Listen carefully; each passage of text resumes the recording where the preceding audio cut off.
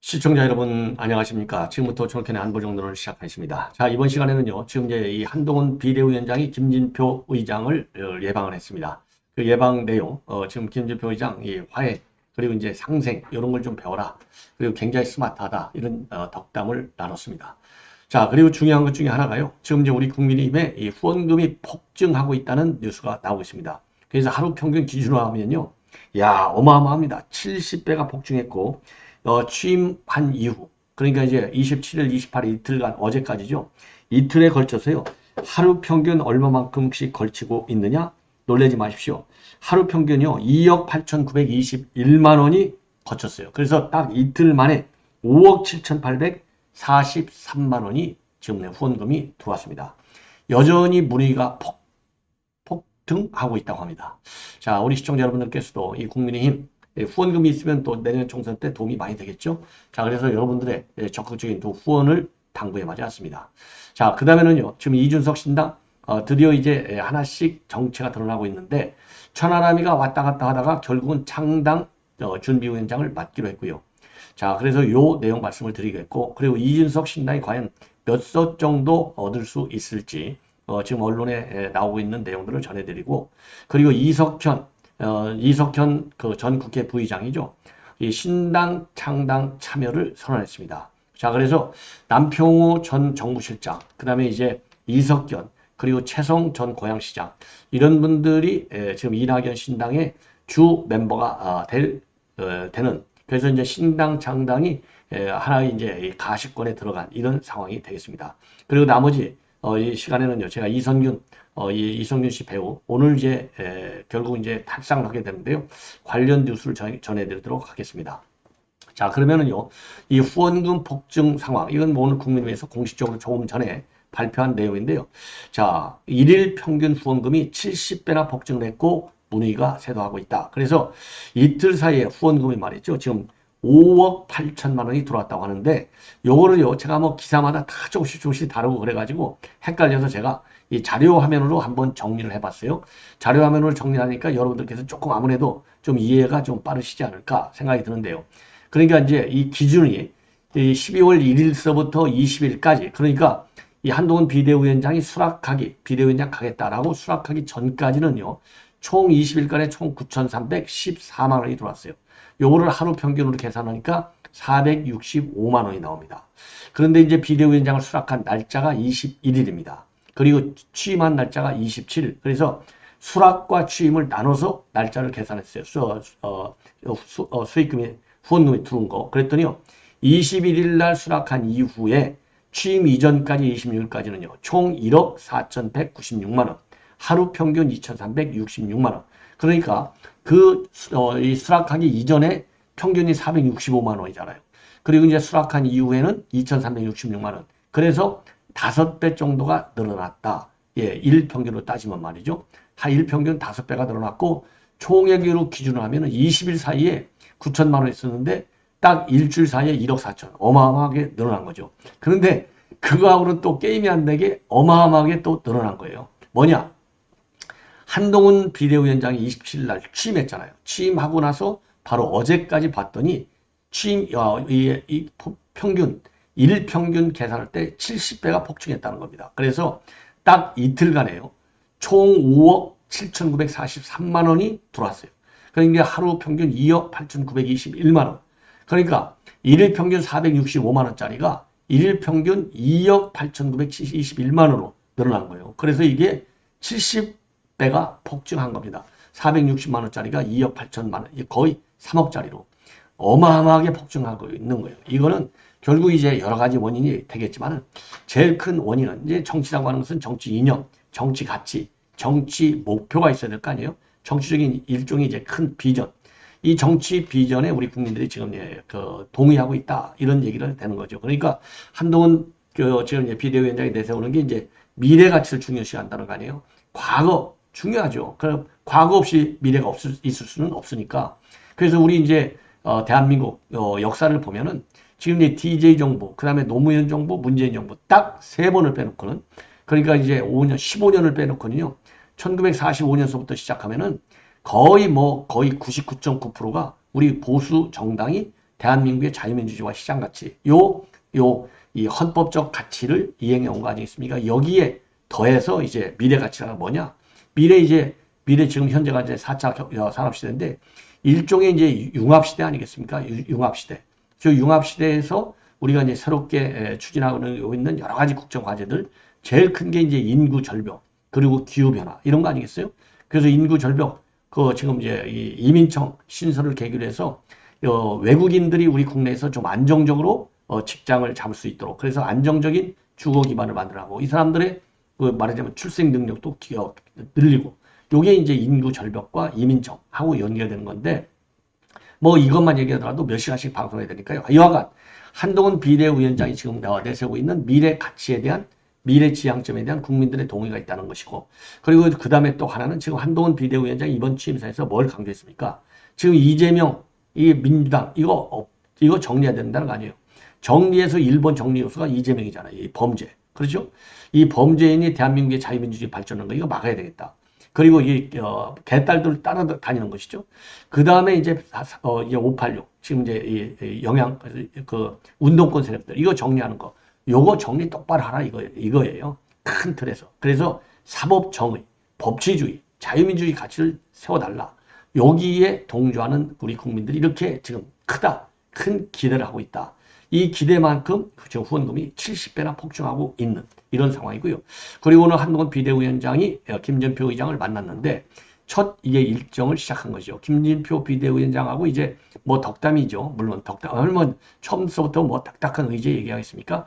그래도 이 김진표 의장 아닙니까? 의장. 예. 입법부 수장인데 그래서 중책을 맡은 거 축하한다. 그 다음에 적어도 정치인은 한 20만, 30만 정도의 국민이 선출한 사람인데 주민 대표로 회의체를 구성해서 모든 일을 결정한다는 점에서 공무원과 본질적 차이가 있고 그러려면 소통이 잘 돼야 하고 그리고 상대방의 입장에서 역지사지하는 자세가 필요하다. 그리고 한동훈 비대위원장은 용모도 머리도 그리고 말씀도 스마트하더라. 잘 해 나갈 것이다. 이런 이 덕담을 했어요. 자 그리고 이제 한동훈 비대위원장도 평소 이 의장의 품격과 상생의 정치인 모습을 지키려고 노력하는 모습 대단히 존경해왔다. 자, 그래서 이제 오늘 주신 말씀을 잘 기억하고 대화 타협 정신을 더 배우고 항상 공부하겠다. 이렇게 입장을 밝혔고요. 그리고 나서 이제 비공개 회동에 들어갔어요. 비공개 회동에서 이 김진표 의장은 이태원 참사 특별법이 다음 달 9일 날 본회의에서 지금 처리가 됐는데 그때 여야 합의로 처리될 수 있도록 도와달라, 협조해달라 이러한 입장을 밝혔다고 합니다. 요 내용은요. 조경호 의장 비서실장이 공식적으로 밝힌 내용입니다. 자, 이 정도로 이제 이 한동훈 비대위원장 오늘 오후 4시에 말이죠. 이재명을 만납니다. 그래서 이재명 만나면 바로 여러분께 말씀을 드리도록 하겠고요. 자, 그 다음에는 이제 이준석 신당과 관련한 내용인데요. 자, 이준석 신당 창당 선언을 이제 했는데 창당 선언의 핵심은 바로 뭐냐? 우선요. 총선 임박해서 또 돌아갈 것이다. 절대 돌아가지 않는다라는 점을 즉 완주한다. 이 점을 굉장히 강조했어요. 이 점을 굉장히 이제 강조를 했고 자, 그리고 이제 강조를 했고요. 그래서 이준석이가 이제 어떤 사람인지 여러분들 잘 아시겠지만은 이제 이 2011년도 박근혜 때 12월 27일 날 비대위원이 임명이 됐거든요. 그래서 요 날을 딱 잡아서 12년 만에 본인 독자적인 창당 선언을 한 겁니다. 자, 요 내용으로 이제 되어 있어요. 그리고 본래 국회에서 하려다가 상계동에서 했어요. 왜냐하면 상계동 이 정치적인 상징성을 보여준다는 거 아니겠습니까?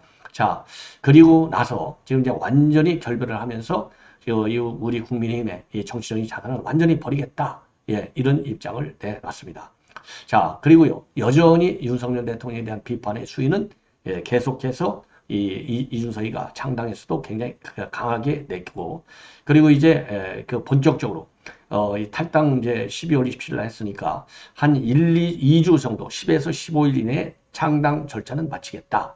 그리고 이제 지원자들은 인터넷 구글 폼을 통해서 지금 쭉 받고 있는데 현재까지 말이었죠.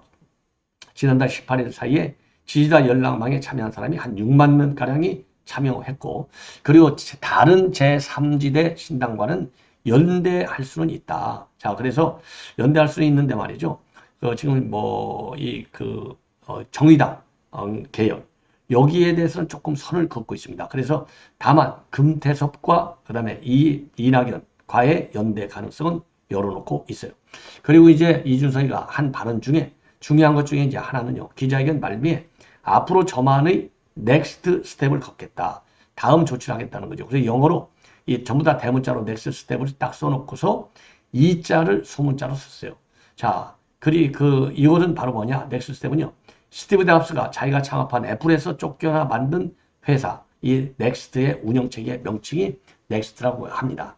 자, 그래서 이후에 이 애플은요, 넥스트라고 하는 이 운영체제, 이를 통째로 사들이면서 이제 결국은 흡수했고, 그래서 다시, 그러니까 애플에서 쫓겨나서 만든 요 운영체제, 요거를 갖다가 사들여가지고 다시 잡스는 애플로 돌아갑니다. 그래서 이준석이도 결국은 잡스처럼 자기가 초대 당 대표를 했던 국민의힘의 복귀를 의미하는 것이 아니냐, 이런 해석이 나오고 있습니다. 그래서 총선 때까지 완주한다라고 했지만은 결국 이 말을 보면 복귀 가능성을 열어놓은 것이 아니냐, 이런 이제 해석이 가능한 것이고요. 그 다음에 이제 또 하나는요, 이 천하람이가 오늘 공식적으로 탈당하고 지금 이준석 신당에서 창당 준비위원장을 맡겠다, 이런 입장을 내놨습니다. 자, 그래서 근본적으로 말하자면 미래를 위한 새로운 정당을 만든다. 그리고 이제 이러한 새로운 정당을 만들 필요성이 굉장히 크고 성공 가능성도 높다. 그 이유 중에 하나는 국민의힘을 단기간 내에 개혁하는 것은 불가능하다.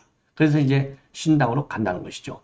그러면서 개혁신당은요, 타정당과 치열하게 경쟁하겠다. 그러나 상대방을 악마하거나 적으로 규정하지는 않겠다.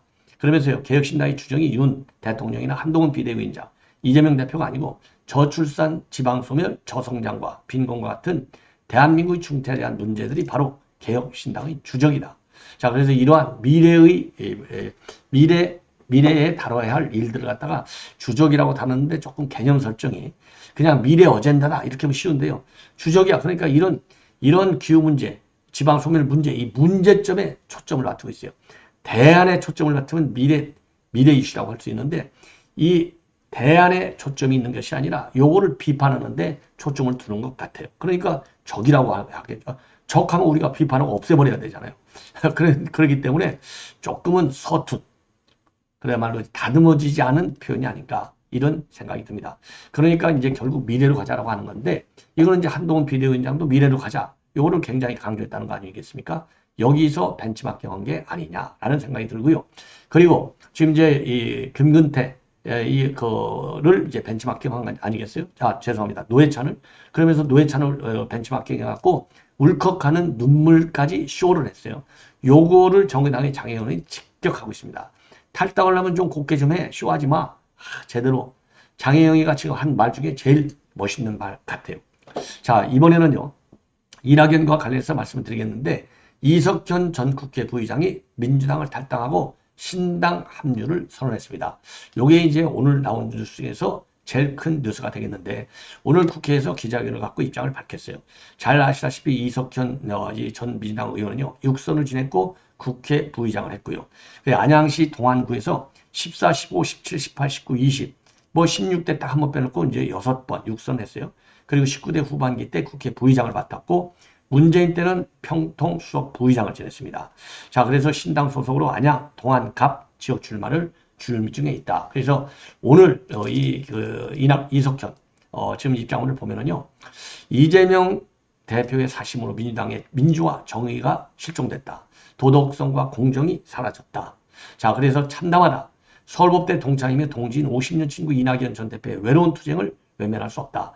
함께 신당을 만들겠다고 선언했습니다. 그러면서요, 침몰 직전의 타이탄 호에 민주당을 비유하고, 선장이 파국으로 배를 몰아도 선원들 배의 크기만 믿고 자기들의 선상 파티를 즐기고 있는데, 원칙에 기닫고 상식을 조리돌림하다가는 결국 난파해서 침몰할 것이다. 제가 보기에는 여기서 고대 정치적인 작전이 나온 거예요. 원칙과 상식이잖아요.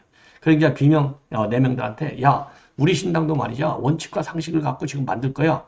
그래서 이 타이타닉 호 민주당 이재명이가 끄는 거 이거 침몰하게 될 테니까 우리 당으로 와. 같이 가자. 요 얘기를 바로 요 말로 지금 대처한 것이 아니냐. 원칙에 기닫고 상식을 한다. 요거. 그러니까 지금 비명 네 명이 원칙과 상식이라는 이 네이밍 아래서 지금 띄고 있잖아요. 예, 그리고 신당은 그 근본적으로 야당이다. 아니, 당연히 야당이죠. 그래서 민주당 타이타닉이 난파하면 옮겨 탈 수 있는 구명보트 역할, 그리고 윤 정권 국전남맹의 험난한 파도에 새로운 배를 찾는 합리적 다수의 국민을 위해서 준비된다. 이 얘기는요, 민주당에서 공천 못 받는 사람들, 국민의힘에서 공천 못 받는 사람들도 자기네가 흡수하겠다, 받겠다, 문이 열려있다. 요 의미가 담겨져 있어요. 그리고 윤석열 정권과의 적대적 공생이 아닌 국민과 공생하는 도덕정당의 힘을 보여드리겠다. 여기서요, 이게 또 의미가 있어요. 적대적 공생이 하는 국민과 공생. 그러니까 지금 윤석열 대통령 국민 여론을 무시하고 지금 하고 있다. 요 점을 이 대목에서는 지금 부각시키려는 의도를 갖고 있는 게 아니냐. 자, 그래서 이석현 전 국회 부의장 요거 이제 합류가 말이죠. 지금 남평호 전 정부실장이 전격적으로 이 대장동 이 제보자 이게 접니다 공개를 했잖아요. 그러면 이제 결국은 이제 이낙연 전 신당 쪽으로 당연히 가겠죠. 예. 그래서 남평호 그다음에 이제 이석현 그리고 제1호로 이 최성 전 고양시장이 합류를 했지 않습니까? 그래서 어제 이낙연 전 대표가 최성 고양시장의 북 콘서트에 간 거 아니겠어요? 이러면서 신당의 주도 세력들이 이제 한 명씩 나타나는 것이 아니냐. 이렇게 판단이 됩니다. 자, 이번에는요, 지금 배우 이선균 씨가 오늘 영면에 들어갑니다. 그래서 비공개적으로 발인한 후에 화장을 하고 유해 봉안에 작수합니다. 자, 그래서 좀 다시 한번 심심한 조의를 표하고 싶고요. 이성균 그 배우 좋아하는 국민들이 어마어마하게 많죠. 예, 그래서 오늘 영면에 들어간다는 점. 그리고요, 20대 여자, 또 도망갔다가 결국 잡혀서 구속이 됐어요. 이성균을 협박해서 5천만 원을 받아먹었는데, 이게, 참 안타까워요. 이게 애기 데리고 가고 이제 나 애기 있으니까 나 불구속으로 재판받게 열었는데요. 재판부는 도주 증거인멸 우려가 있다. 그래서 구속 조치했습니다. 자, 이러다 보니까 구속 조치했고요. 그런데 이 여성이 말이죠. 이미 말이죠. 내가 아기를 가졌어. 임신했어. 요걸 핑계를 가지고요. 수억 원을 뜯어낸 악질범이네요. 지금 보도를 보니까. 야, 이 악질범 참 안타깝습니다. 이 아이가 과연 뱃속에서 뭘 배우고 나왔는지 정말 걱정스럽습니다. 자, 그 다음에는요. 이제 조국 그러다 보니까 이게 문제가 지금 요즘 뭐냐. 이선균 죽음을 갖다가 정치적으로 이용해 먹는 이거 비판 여론이 굉장히 세지 않습니까? 문재인 그 다음에 이재명, 그 다음에 조국, 요것들만 하는 짓거리가 다 똑같아요. 자, 그래서 이제 조국이 올린, 이선균, 이 배우, 이 사진 2장, 이거 완전히 죽음팔이 하는 거예요. 이걸 진중권 교수가 직격을 하고 있습니다. 더 이상 정치인들이 숟가락 얹지 말아라. 정치인들은 입을 닫아라. 예. 자, 그래서 이런 사람들이 지금 조국, 이재명, 문재인, 이선균은 검경 수사가 잘못돼서 일어난 거야. 요거 있잖아요. 요거와 관련해서도 이 진중권 교수가 무슨 소리 하고 있어. 너희들이 경찰에다가 수사권 줘놨잖아. 검찰에 뺏었잖아. 이걸 비판하고 있고. 그리고 또 우리 국민들도요. 아니 지금 사고는 경찰 수사 과정에서 사고가 났는데 지금 왜 검찰을 또 욕하냐. 이런 자당착에 빠져 있어요. 자, 요런 점도 우리 국민들이 분노하고 있다. 그래서 민주당의 눈에는요. 오로지 하나서부터 열까지 전부 검찰 욕하는 것만 매진하고 있어요. 그래서 진중권 교수가 지금 비판하고 있는 내용이 아주 좋습니다. 정치인들은 이 사안에 대해서 입을 닫아라. 예. 그래서 이재명이가 글을 올렸다가 내리고 조국도 그리고 조국은 11번이나 이거 고쳤다는 거 아니에요? 자, 그런데 근본적으로 이 조국 사건하고는 근본이 다르다. 그러면서 정치적으로 해석이 들어가게 되는데 이 문제는 검찰이 아니라 경찰 문제다. 그런데 민주당에서 그동안 뭐라고 했냐? 수사를 경찰에 주라고 하지 않았느냐? 그래서 경찰이 무리하게 수사가 벌어진 건데 그렇다면 입을 닫아야 되는데 또다시 특정 집단, 즉 검찰을 공격하는 무기로 사용하고 있다. 이게 도대체 말이나 되느냐? 그러면서요. 검경의 수사를 받다 자살을 선택한 사람이 지금 한둘이 아니다. 조국이 그랬잖아요. 남일 같지 않다. 분노가 치민다. 또 이 X 여기에는요. 범죄로부터 국민을 지키라는 국가 수사 권력에 무고한 국민이 또 희생됐다. 요 글을 올렸다가 요거를 싹 또 삭제까지 했어요. 그러니까 이재명은 올렸다가 삭제, 조국도 올렸다 삭제, 11번 수정. 문재인이만 뻔뻔하게 지금도 글을 안 내려놓고 있습니다. 자, 그래서 문재인이 이 글을 내리도록 우리가 압박을 가야 되겠습니다. 자, 그리고요, 이 진중권 교수는, 작가는요, 일부 언론과 유튜브도 비판하고 있어요. 국민의 알 권리라고 하는데 국민의 모를 권리를 주장해야 될 것 같다. 우리가 왜 이걸 알아야 하냐? 자, 그래서요. 그래서 지금 이제 KBS에서 유흥업소 실장 A씨의 사적 대화가 담긴 녹취록이 이건 KBS가 공개됐고, 그리고 또 이 MBC는 문자를 공개하고 있고, 그리고 이제 가세요. 그리고 프리덤 앤 라이프, 그리고 이제 온라인 커뮤니티에서 또 다른 녹취록들이 공개가 됐는데, 이거 잘못됐다 비판한 거예요. 그러면서요, 국민들도 그렇다. 자기가 지지하는 정치인은 모든 허물을 다 용서해 준다. 윤리 기준을 대폭 낮췄고, 가장 윤리적이어야 할 공직자들은 윤리 기준을 다시 또 낮춰놓고, 죄를 지어도 유죄 판결을 받아도 무죄라고 우기고 억울하다고 후원하고, 이상하게도 연예인에 대해서는 아주 엄격한 기준을 제시하고 잘못하면 난리가 나는데, 이해가 이거 안 된다. 뭔가 뒤바뀐 것 같다. 그러면서요, 연예인은 윤리나 도덕을 대변하는 게 아니라 우리의 욕망을 대변한다. 그래서 이 정치인들 비판하고 있는 싸잡아서 전부 비판하고 있고요. 자, 그리고요, 경찰에 대한 비판도 제기되고 있어요. 왜 3차 조사를 받을 때 비공개로 해달라 그랬는데 이 비공개 처리를 안 한 거가 지금 문제가 되고 있습니다. 자, 비공개를 마지막에 이제 거부를 했다는 겁니다. 자, 그래서 물론 경찰청장 그리고 인천경찰서 얘기하는 것은 이 안전, 취재기자들의 안전을 고려해서 지금 이렇게 부득이하게 그 비공개 비공개 출두를 허용하지 못했다라고 하고 있고요. 그리고 이제 윤익은 경찰청장의 경우에는 이런 경찰 책임 등과 관련해서는 동의할 수 없다. 그리고 수사는 잘못되지 않았다라는 입장을 밝히고 있습니다. 자, 이렇게 해서요, 우리 이선균 씨 이 사망, 오늘 장례식과 관련된 뉴스를 최고로 간단하게 여러분께 말씀을 드렸습니다. 자, 시청자 여러분, 이것으로 본 방송을 마치겠습니다. 대단히 고맙습니다.